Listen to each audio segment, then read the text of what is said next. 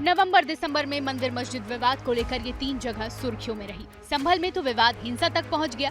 अजमेर में ख्वाजा मोइनुद्दीन चिश्ती की दरगाह को लेकर भी दोनों पक्षों के बीच जुबानी बहस हुई और कुछ दिन पहले ही जौनपुर में अटाला मस्जिद को मंदिर बताने वाली याचिका निचली अदालत ने सुनवाई के लिए स्वीकार कर ली। लेकिन अब इस तरह की याचिकाओं को लेकर सुप्रीम कोर्ट की टिप्पणी आई है। चीफ जस्टिस संजीव खन्ना की बेंच ने धार्मिक स्थल कानून यानी प्लेसेस ऑफ वर्शिप एक्ट 1991 की संवैधानिकता को चुनौती देने वाली याचिकाओं पर सुनवाई की। सुप्रीम कोर्ट ने कहा, देश भर में धार्मिक स्थलों को लेकर नए मुकदमे दर्ज करने पर रोक लगा दी है। कोर्ट ने कहा कि जो मुकदमे लंबित हैं, उनमें सुनवाई जारी रह सकती है, लेकिन निचली अदालत कोई भी प्रभावी या अंतिम आदेश न दे। निचली अदालतें फिलहाल सर्वे का भी आदेश न दे।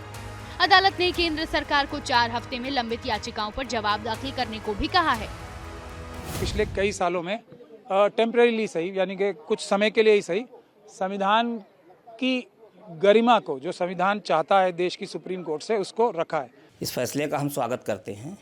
इससे मुल्क में अमन चैन कायम होगा।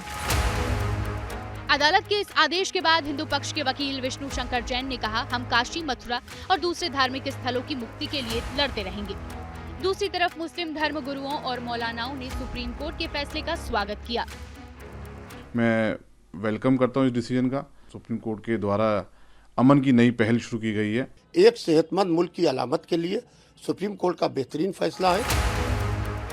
धार्मिक स्थल कानून को लेकर कोर्ट के आदेश पर सियासत होनी तय थी। इंडिया अलायंस और बीजेपी ने एक दूसरे पर पलटवार शुरू कर दिए।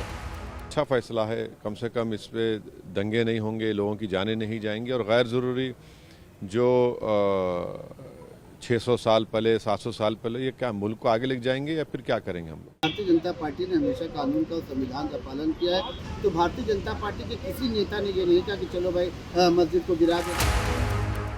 1991 का प्लेसेस ऑफ वर्शिप एक्ट कहता है कि देश के हर धार्मिक स्थल की जो स्थिति 15 अगस्त 1947 को थी, उसे बदला नहीं जा सकता। इसी कानून को चुनौती दी गई थी। अदालत ने कहा कि केंद्र और याचिकाकर्ताओं के जवाब को देखने के बाद आगे सुनवाई होगी। For exclusive and insightful videos, subscribe to our new channel ABP Live Premium.